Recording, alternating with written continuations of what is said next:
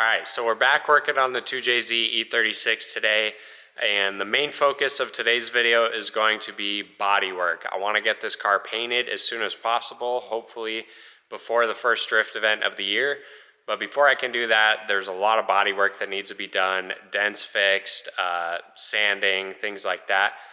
But the main thing that I want to do is shave these side moldings.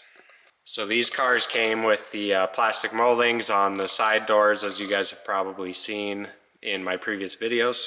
And I think they're ugly, especially on the non-M3s. The M3 ones are okay, but the non-M3s, they're super ugly. And they always break. The clips come off, they fall off. It's just, they never want to stay on. I even tried getting new clips, putting them back on. They still wouldn't stay on. So I just want to shave them and not have to worry about it again, and I think it'll be kind of unique and look pretty cool as well. So in order to do that, we need to fill these gaps from where the molding sat. So there's a pretty deep gap here that the molding sits in from the factory. We need to get rid of that, cover it up. So to do that, we're going to first fill it with a layer of fiberglass body filler, and then we'll go over it with mud and smooth it all out. So at the end of the day, it should look like this. And then obviously once you paint over it, you won't be able to see anything. Unfortunately, it is pretty time consuming. You've got to do multiple layers of fiberglass and then mud and hours worth of sanding. So I'm gonna go ahead and jump right into it, get some fiberglass thrown on it and get going.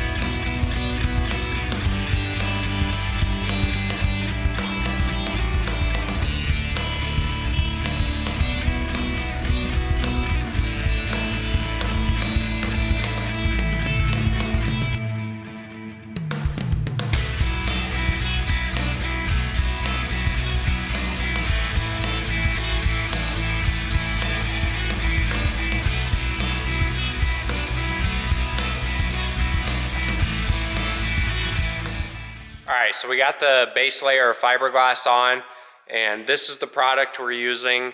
It's Everclear. This is their short strand fiberglass reinforced body filler. It's similar to like Bondo or mud, except it's a lot thicker, so it's kind of a pain to use. It's hard to mix it and it's hard to apply it. But with the fiberglass, it doesn't have to look pretty. It's just a base layer to add strength, because if you were just to mud the whole thing, odds are it's gonna crack. It'd be very easy for it to crack because of how thick the mud would be. So the fiberglass fills 90% of it, and then the other 10% you use mud over. So yeah, we got the base layer on. Gotta let that dry, and then I'll just hit it with my DA sander and knock it down a little bit lower than it should be. That way I have room for the mud to go over the top. So yeah.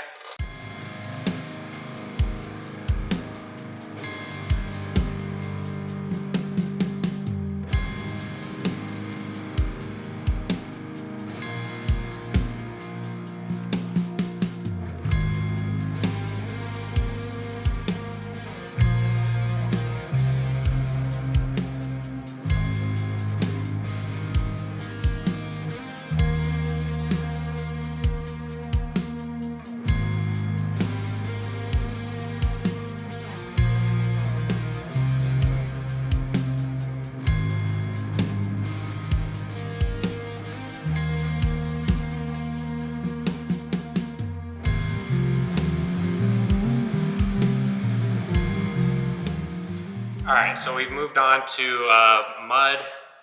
We're using the Evercoat Rage Ultra in case anybody's wondering. I've already got the fender and the back door all finished out in mud. I just have a little more to do on the front door because it had a pretty good sized dent in it. So we're going to get this taken care of, and then after the mud we'll move on to some glaze, and then we'll be done.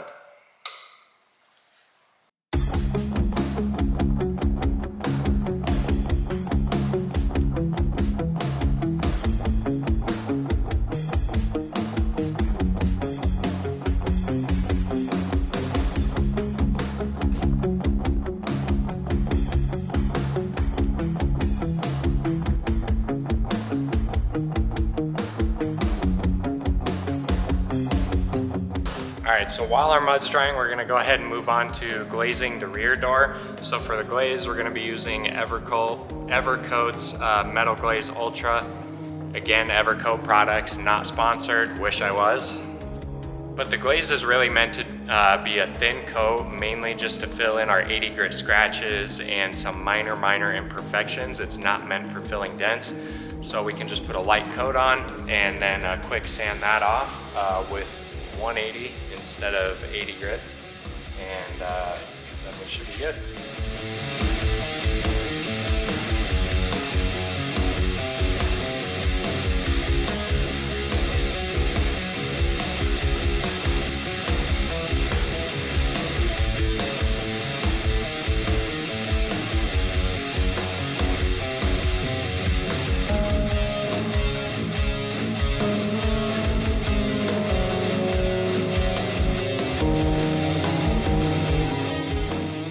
Alright, so I hit everything with a DA real quick just to knock down the bulk of it because I had put it on pretty thick.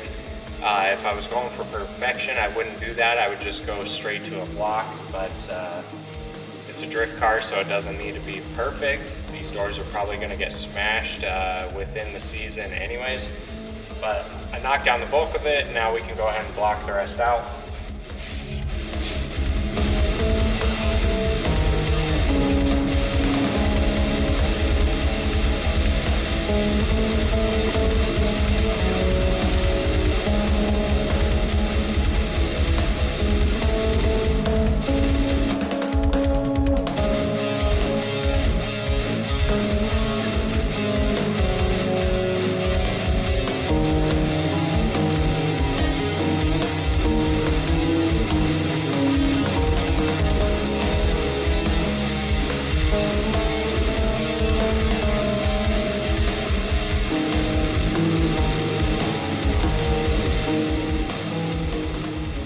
Alright, so we got all the side moldings delete. Now that that huge project is finally finished, it's time to move on to a couple other things because there's still more that needs to be done before the car's ready for paint. I've got a few projects to work on.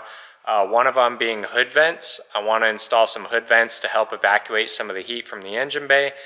And while I'm working on those, I'm also working on fixing and filling any minor dents all around the car. So I got these hood vents off Amazon for like 20 bucks. They were super cheap. They are actual vents, obviously.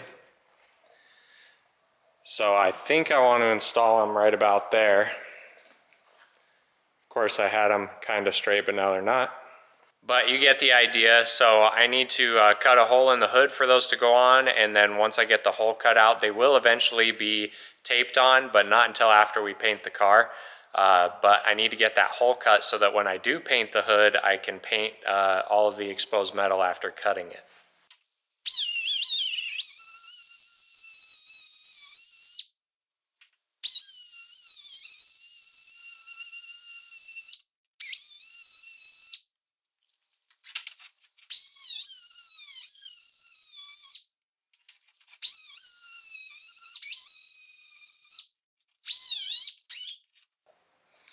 Alright, so we got them cut in.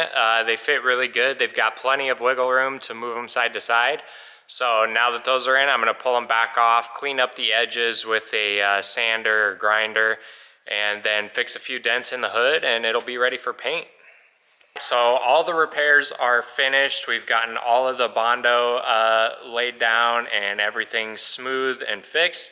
So now the car's almost ready for paint. We just have to prep it. So we're gonna be DAing the entire car with 180 grit and then going back over it with 320 and an interface pad.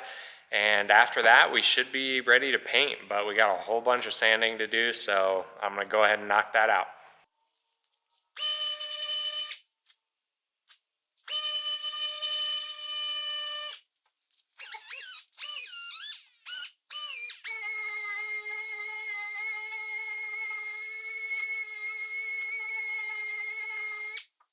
Alright guys, so I kind of skipped ahead a little bit. As you can see, the car is fully primed and ready to start block sanding. So I kind of rushed through priming it. I'm on a deadline. I'm trying to get it painted by the end of the weekend, and today's Friday because there's a drift event next weekend. So I kind of just rushed through the priming, didn't have time to film it, but now we're ready to start block sanding. So we need to spray some guide coat on it, block sand it, then prep it, and she's ready for paint. So to guide coat it, we're just gonna use some black spray paint and just dust it on so that's just kind of speckled, and then you can block sand the whole thing. And you can tell if you have any low spots by any leftover black paint that remains.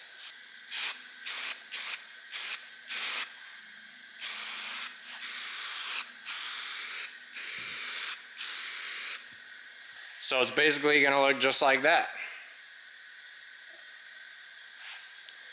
And then as we sand it, we'll sand away all of the black and leave just gray primer, and we'll know it's all flat and smooth. So I'm going to get to blocking. It's going to take quite a while, so I probably won't film very much of it. But as soon as we're done, we'll get her masked and get her in the paint booth.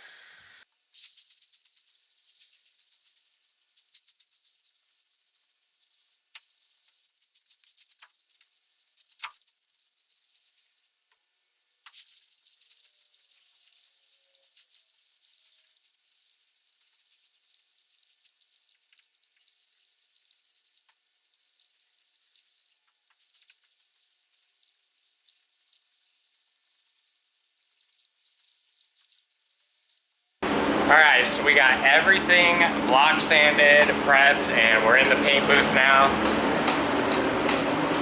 So now we can start painting all of these parts. First things first, we're going to shoot it with some sealer. We need to do a couple coats of that, and then we can start laying the single stage.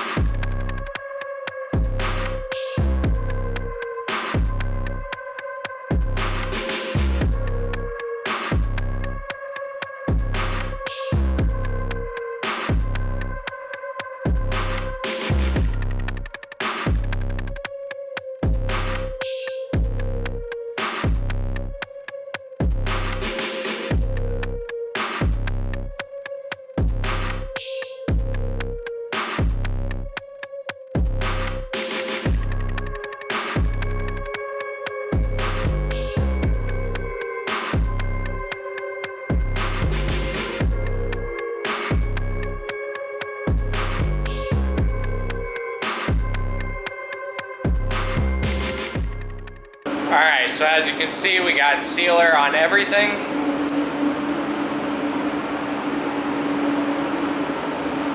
I went with the dark gray because I think it'll be better for the color that I'm using, which you guys are about to see here in a minute because that's the next step. We're about to spray the base coat, which we're using as single stage, so there will be no clear. Once we spray on the color, we'll be done after 2 coats, so let's do it. Alright guys, so we got the car completely painted. The color turned out freaking sweet, but I'm gonna go ahead and throw the car back together, get all the doors and hood and everything on it before I show you guys the color. So I'm gonna do that real quick. For you guys, it'll be a couple seconds. For me, it'll probably take an hour or so, but We'll see you here in a few minutes.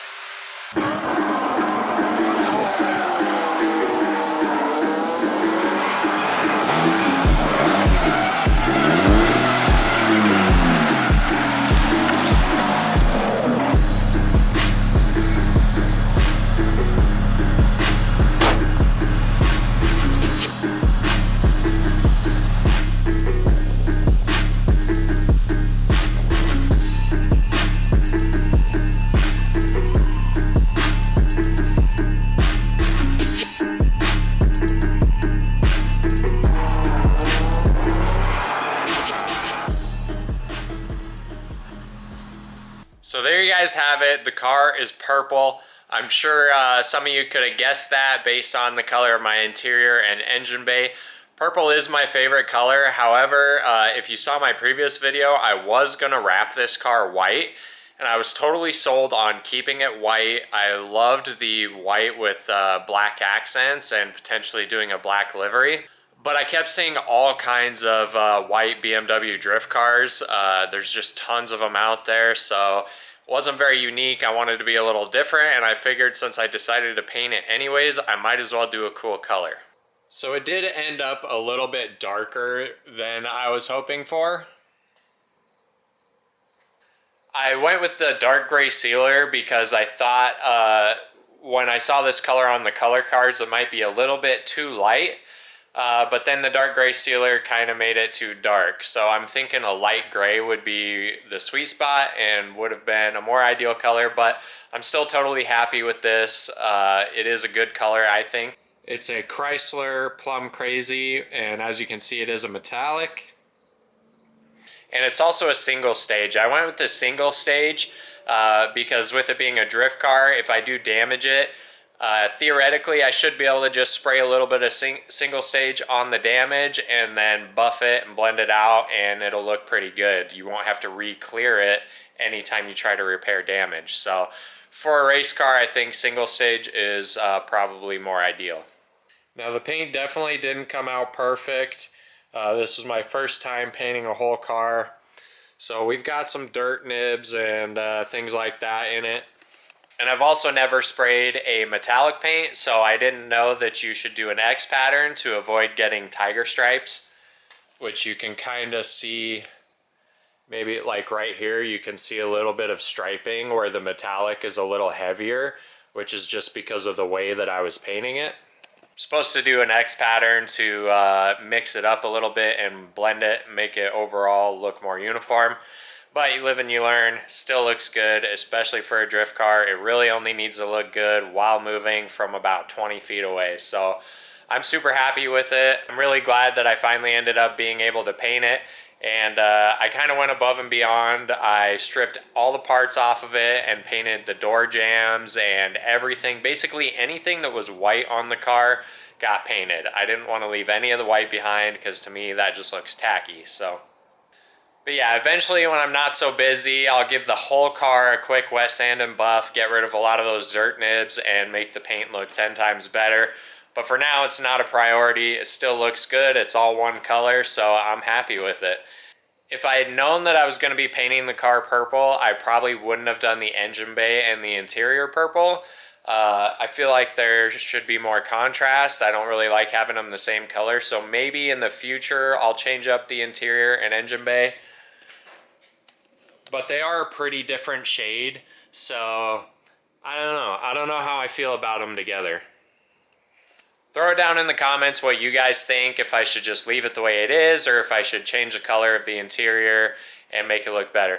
I do plan on doing a livery on this car, hopefully in the near future, and I'm really debating colors on that. I'm thinking maybe some lime green, maybe some pink or like hot pink, something that's really going to contrast. And I could even do the color that I have in the interior right now as part of the livery. That would kind of tie it together and make it look better, I think. But yeah, the car is all painted, so now we can go drift it and crash it and mess up the brand new paint. So hope you guys are excited for that. Make sure you stay tuned for the next video, and until then, we'll see you later.